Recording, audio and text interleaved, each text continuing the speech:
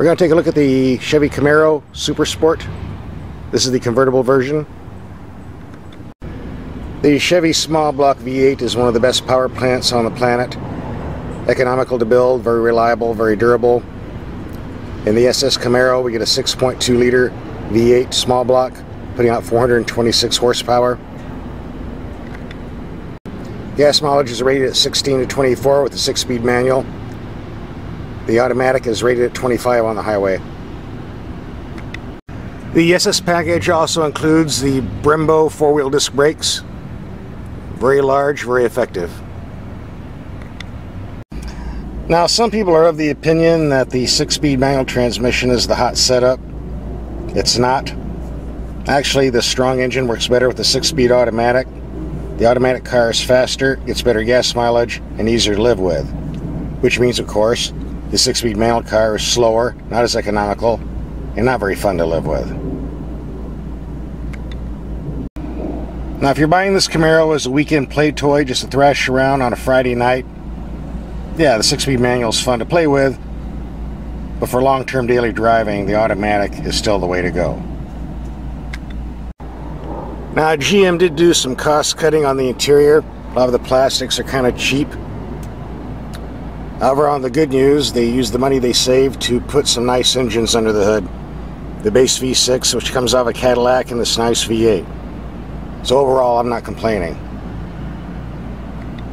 And on the positive side, most of the instruments and switches are easy to read and use.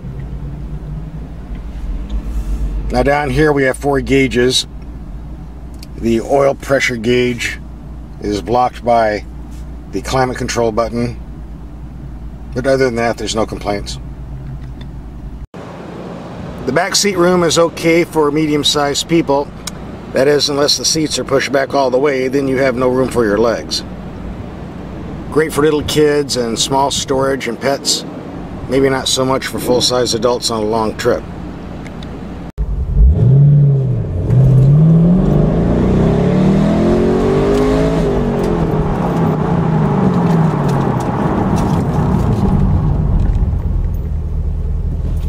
Brakes work pretty nice, don't they? There are 2 must-have options. Number 1, $895 for this fine dual exhaust system. Sounds really good. I couldn't live without that. And $470 for the black stripes. Hey, you gotta have the stripes. Gotta have. Now, the visibility on the Camaro is quite limited. You've got tiny little slots for side windows. A tiny little slot for the rear window. Now, driving at night, it gets worse because of the auto-dimming mirror system. It blacks out the mirror here, blacks out the mirror here, and you cannot see what you're doing when you're changing lanes, and there's no disconnect switch. Ordinarily, I'd put a piece of tape on the sensor hole, which is up here. Unfortunately, the sensor hole is down here with the OnStar buttons. So to turn off the auto-dimming mirror, you just put a piece of tape. OnStar ready. No, I don't want OnStar. You can still use OnStar, but the tape has to go here to cut the system off. My number, your OnStar hands-free calling number is... Thank you. I don't care. Goodbye. Shut up. The Super Sport is a nice freeway cruiser. Getting gas mileage in the low 20s. Very smooth ride. Lots of passing power too. The base Camaro with the standard V6 engine is a good deal for around $24,000, but for some people only a small block Chevy V8 will do, and the SS certainly delivers. But be advised, on the Super Sport, if you get the convertible, the price can go up to $46,000 like this one did. Now, if you're looking for a nice looking Chevy for less money, coming up is the Chevrolet Sonic Turbo. We'll take a look at that. This is the 2014 Chevrolet Sonic Turbo. Now, their turbo engine is a 1.4 liter, rated at 29 to 40 miles per gallon with a 6-speed manual, or 27-37 with a 6-speed automatic. It puts out 138 horsepower, and it's an optional engine. The base engine is a 1.8 liter with either a 5-speed manual or 6-speed automatic, rated at 26 to 35 miles per gallon. It also puts out 138 horsepower but less torque, So naturally the turbo's quicker. I've been doing a lot of brisk driving in this turbo 6-speed. I'm getting around 26, 27 in mixed city and highway driving. The Sonic's available in either a sedan or hatchback, and as you can see I have the latter. Not much storage room back there, but it does seat 4 people quite well. The gauge cluster provides lots of good information. It seems to have been copied from high-performance motorcycles, which is what I think the intent was. We get 2 storage compartments of a rather decent size. The climate control buttons are very simple. A knob for fan speed, temperature, and then the outlets. Very simple, very easy to use. In daily driving, the Sonic's a pleasure to drive. The steering's very quick and responsive. The brake pedal feel is very firm and responsive. The ride quality is very comfortable for a small car. Acceleration-wise, the turbo's no rocket, but still faster than the non-turbo car. It gets better gas mileage too, so it's worth the extra cost. As a rule, Chevrolet cars have very simple knobs on the audio, usually a volume on the left, a tuner on the right. Unfortunately, the Sonic doesn't come that way. It's all touchscreen. You have to hit this to turn the radio on, which sometimes works and sometimes doesn't. Then you have to touch screen this little dinky 1/4-inch spot here for the volume.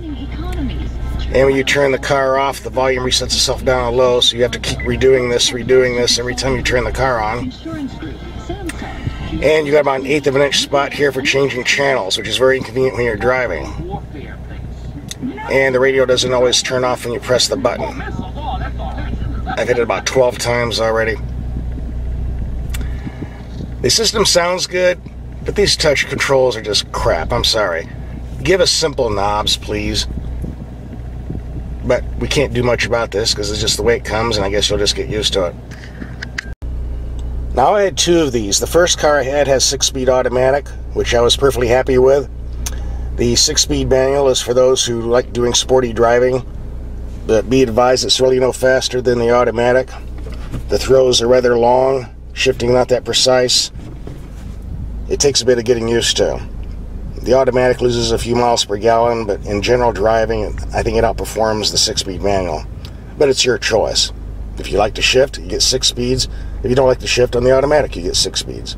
Take your pick. A bare-bones Sonic will run you around $14,000. This one was loaded up with all the goodies, ran around $21,000. If you're looking for sportiness and economy, the Sonic might be a good deal for you. Just a couple of footnotes on this Sonic. Number 1, I've been driving it on the highway for the past couple of days.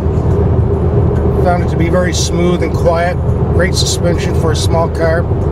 Therefore great for long trips. Especially the great gas mileage, around 35 to 36 at 75 mile per hour cruising. If you drop it down to 60, 65, you might get the 40 mpg on the price sticker, but I haven't gotten there yet. Number 2, I've gotten an awful lot of compliments on the way this car looks, which is kind of surprising. It doesn't look that special to me, but obviously it does to a lot of others. That's another good selling point, I suppose. Like I said, a nice looking car for someone who wants something sporty and economical. End of report. Give you a lift?